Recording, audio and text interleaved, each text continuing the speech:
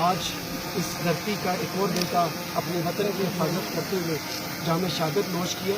और जब भी फौजी वर्दी पहनता है तो वो अपने मुल्क और कौम को सबसे ऊपर रखता है। और इस बेटे ने भी आज अपना फ़र्ज़ अदा किया है और इस फ़र्ज़ का अदा ट्रेनिंग से लेकर और आखिरी दिन तक हम करते हैं।